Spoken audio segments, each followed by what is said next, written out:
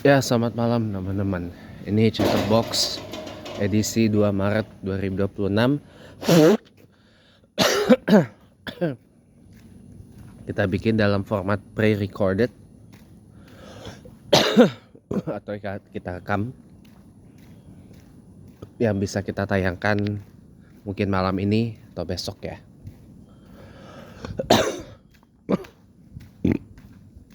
Nafas dulu. Teman-teman semua, laporan terbaru, survei terbaru mengatakan IQ-nya Indonesia itu naik 10 tingkat dari 78 ke 88, teman-teman. Ada juga yang mengatakan naik ke 89 ya. Dari salah satu data terbaru yang saya punya. Nah, akan tetapi teman-teman, naiknya IQ orang di Indonesia ya tidak dibarengi dengan kualitas, teman-teman. Terutama kualitas pikir, teman-teman. Coba kata ayah tiri saya, ayah sambung saya tadi bilang kalau nggak ada ayam saya nggak makan, katanya. Loh, saya kasih tahu ya. Dan saya tadi dibilang nggak bangga dengan apa yang dipijak. Nah, inilah begonya beliau gitu loh. Begonya beliau tuh seperti itu. Kalau begitu, saya bawa ke logika aja. Iya. Saya bawa ke logika aja. Saya bawa ke logika yang pola pikir yang lebih konstruktif. Kita sebagai orang Islam, bahasa ibunya adalah bahasa Arab gitu loh. Saya tadi kan bilang ketika ditanya, saya condong mengikut kalender Saudi kan, walaupun saya tinggal di Indonesia. Loh, salahnya di mana ketika saya bawa kalender Saudi atau kalender Hijriah Global Tunggal? Salahnya di mana? Ya kan? Wajar saya bangga sama Saudi. Kenapa? Karena di situ ada 2 kota suci, ada tanah haram, Makkah dan Madinah. Ada 2 masjid suci, Masjidil Haram dan Masjid Nabawi. Dan dari negeri itulah junjungan terbesar kita, manusia paling sempurna, paling perfect, nomor 1 paling berpengaruh di dunia, itu berasal Nabi Muhammad SAW. Tuh, kayak saya belajar bangga dengan Saudi, ikut kalender Saudi gitu. Itu akidah cuy. Akidah itu ya. Makanya salah satu negara tempat tujuan migrasi saya selain New Zealand adalah Saudi. Dan saya akui saya pengen tinggal satu hari nanti di dekat dengan Mekah gitu loh. Atau bahkan tinggal di Mekahnya aja sekalian gitu loh. Biar bisa 5 waktu di Masjidil Haram terus gitu. Ya. Saya punya pemikiran seperti itu, teman-teman. Dan saya bangga. Kalau nggak gitu ya ngapain kita pakai bahasa Arab? Coba. Kalau gitu tak usahlah kita baca Quran, baca dalil-dalil keislaman pakai bahasa Arab, pakai lughatil Arabi. Pakailah bahasa Indonesia.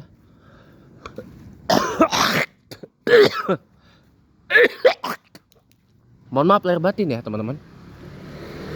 Bahasa Indonesia pun juga banyak menyerap dari bahasa asing.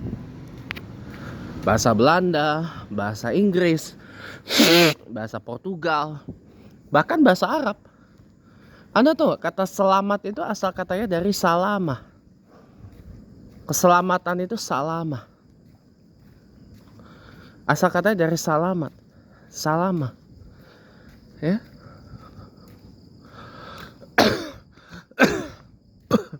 Banyak kata-kata serapan dari bahasa Indonesia, dari bahasa Arab yang dipakai di dalam bahasa Indonesia. Contoh, kabar, surat kabar. Itu aja udah pakai 2 asalnya dari bahasa Arab. Surat kabar. surah, dan khabar.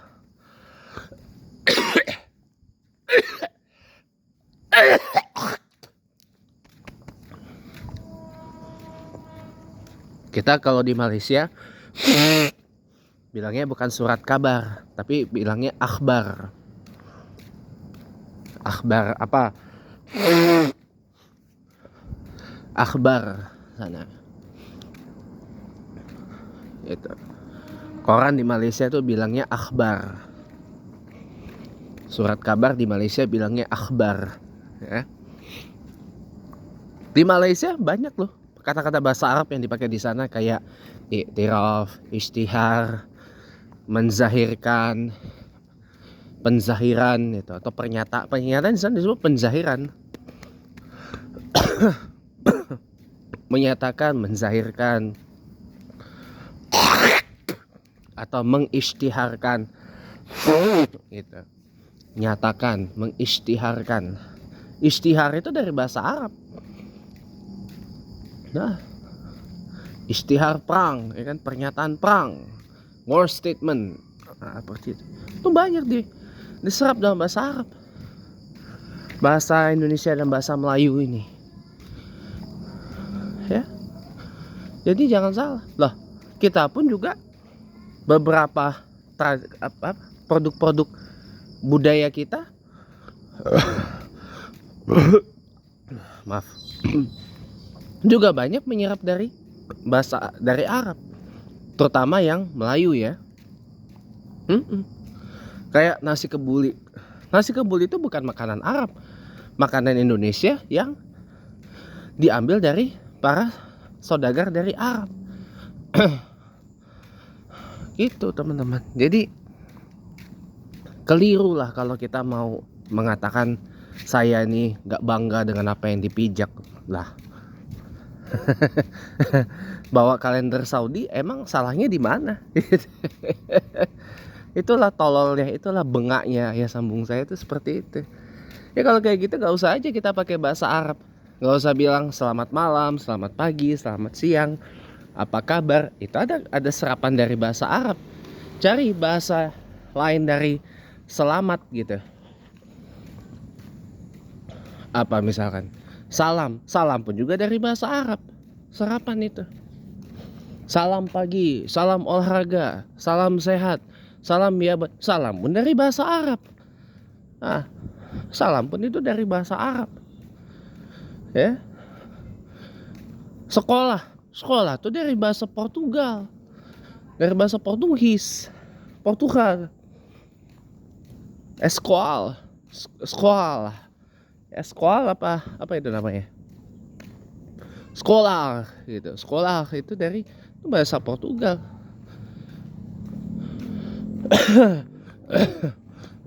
Mobil pun diserap dari bahasa Belanda, Nederland, Jerman. Banyak bahasa asing yang diserap di dalam bahasa Indonesia ini gitu loh. Jadi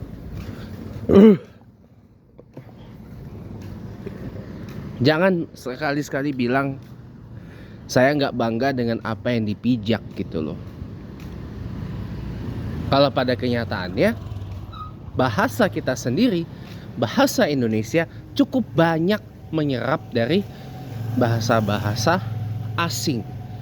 Dan pada kenyataannya kita umat beragama di Indonesia juga menggunakan bahasa ibunya masing-masing. Kita umat Islam menggunakan bahasa Arab. Dalilnya jelas. Nah, dalil-dalil pun itu juga dari bahasa Arab. Ya. Al-Quran diturunkan dalam bahasa Arab. Yang berbeda terjemahannya. Ya. Itu tergantung dari keahlian dan kemampuan para tarjim atau translators dari Al-Quranul Karim.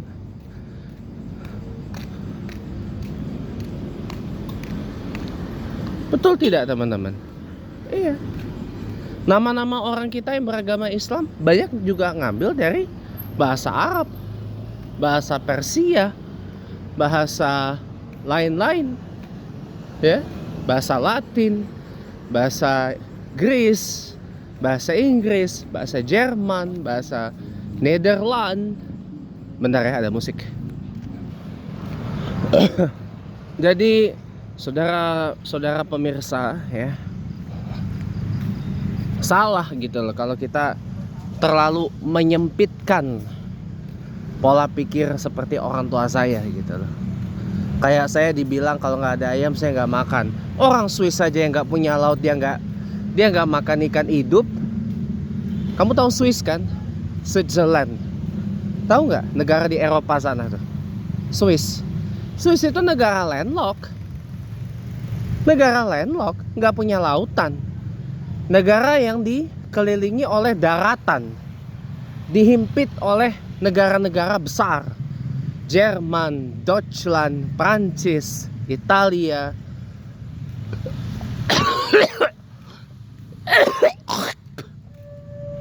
Satu lagi Austria, Österreich.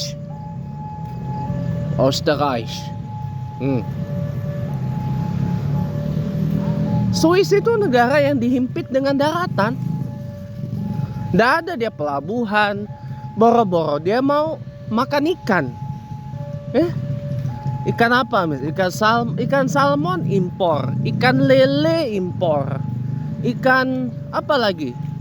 Impor semua. Dibawa dari Italia, dari Jerman, dari Prancis, dari UK, dari macam-macam, dari mana? Dari Jepang, dari negara-negara yang maritim. Swiss itu bukan negara maritim, negara yang dikelilingi oleh daratan. Orang Swiss gak makan ikan hidup. Orang Swiss tidak makan makanan laut hidup dia. Makan dia cuma makan makanan darat saja. Tapi coklat Swiss tuh no debat enak. Itu aja masih hidup orang-orangnya sampai hari ini. Tahu Swiss kan? Negara yang sejak lama menerapkan netralitas dalam politik dunia. Sudah sejak 1815. Ya artinya sudah 311 tahun ya netralitas dari Swiss ini ya. Jadi Swiss tidak berpihak pada mana-mana, baik di Perang Dunia I maupun Perang Dunia II. Jadi relatif aman. Kalau Perang Dunia Ketiga berkecamuk, nanti Swiss itu sudah menyiapkan bunker untuk mengevakuasi warga-warganya dan mengamankan kan. Dan karena Swiss relatif aman karena netralitas dan memang topografinya yang ya seperti itulah teman-teman. Ya. Seperti itu. Oleh karenanya kita jangan menyempitkan logika berpikir kita dengan pola pikir ayah sambung saya tadi. Kayak saya nggak makan ayam, nggak makan saya. Loh, saya memang tidak makan makanan laut karena saya ada alergi. Tapi sebuktinya saya masih hidup sampai umur saya OTW 32 tahun ini. Coba pikir dong. Orang Swiss saja nggak punya laut, cuma makan makanan darat aja masih hidup. Ya. Mereka hidup, mereka brilian, mereka hebat, mereka mapan di bidangnya masing-masing. Ya. Bahkan mereka menjadi tuan rumah yang namanya Bank of International Settlements atau BIS, ya. Apa itu Bank of International Settlements?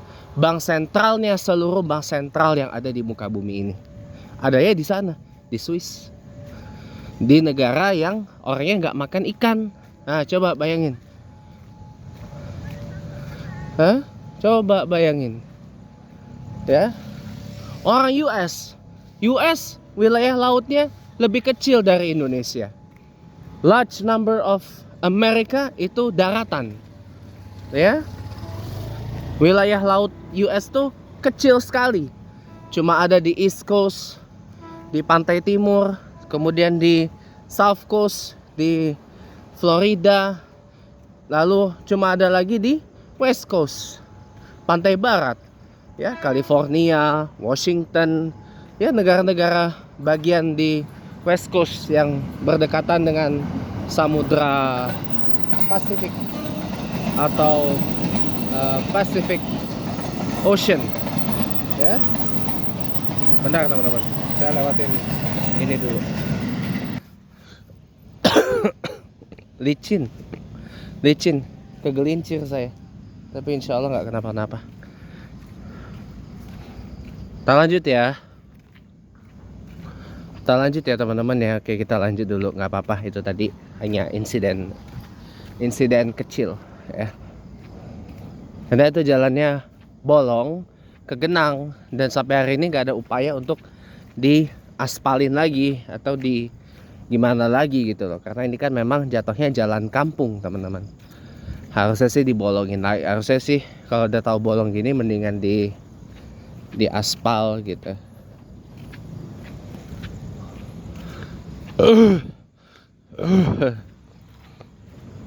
Kita lanjut ya teman-teman ya. Jadi teman-temanku semua, kita lanjut nih. Jadi nanti pulangnya berarti kita lewat jalan yang besar aja lah. Ini soalnya jalannya genangannya banyak banget, bolong-bolong ya, bolong-bolong dan beleng-beleng. Jadi teman-teman ya, saya cuma mau itu aja. US itu tau nggak? US Canada ya, wilayah lautnya terbatas ya. Orang US itu lebih jarang lagi makan ikan daripada orang Indonesia. Mereka makanannya makanan darat ya. Ikan aja gak segede Jepang lah atau Indonesia gitu. US teman-teman, United States of America. Tapi mereka hidup, mereka masih jadi superpower sampai hari ini. Nah, coba mereka makan, mereka masih hidup sampai hari ini. Mereka masih berposisi sebagai the global police, polisi dunia, the world police, polisi dunia. Masih pegang hegemoni dunia tuh sampai hari ini. Rusia teman-teman, yang luasnya bukan main itu, berkali-kali lipat lah luasnya dari Indonesia. Wilayah lautnya juga terbatas ya. Wilayah lautnya Rusia itu cuma ada di Crimea, di dekatnya Ukraina itu, di Krim atau Crimea. Terus di sebelah utaranya Moskow. Moskow itu bukan kota dikelilingi lautan loh, itu daratan. Moskwa itu. Ya. Sochi bukan kota laut juga. Wilayah lautnya Rusia itu ada di sebelah utara dari Rusia, Siberia. Terus sampai ke timur ke arah Vladivostok, wilayah lautnya Rusia itu. Tapi orang-orangnya masih hidup, masih seger, masih sehat, masih makan. Bahkan Rusia mengimbangi malah influence dari US dalam percaturan politik dunia. Coba.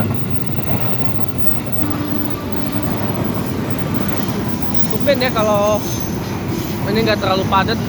Padatnya tadi puncaknya pas habis asar. Iya. Makanya China atau Tiongkok yang unitary state terbesar, luasnya berkali-kali lipat dari Indonesia. Wilayah lautnya terbatas teman-teman, cuma ada di pantai timur China ya, di pesisir timur China atau East Coast of China. Lalu menjulur ke selatan ke wilayah sungai hilirnya sungai Yangtze di sana. Tahu nggak? Orang-orangnya masih hidup sampai hari ini masih pada, bahkan umurnya orang sana ada yang udah cepet, ya gak? Hidup mereka. Itu teman-teman. Jadi hidup enggaknya seseorang bukan dilihat dari apa yang ia makan. Justru apa yang kita makan itulah yang menentukan apakah kita itu akan mudah diserbu sama yang namanya penyakit atau enggak gitu loh. Karena penyakit itu tergantung dari apa yang kita makan, bukan dari apa kita nggak makan apa, tetap hidup. Kenapa? Yang penting apa? Pikir, teman-teman. Kita jaga pola makan, tapi kita juga jaga pola pikir. Pola pikir sehat, pola makan sehat, itulah kunci dari hidup sehat yang sesungguhnya. Baik, terima kasih teman-teman. Sampai ketemu lagi di konten kita yang lain.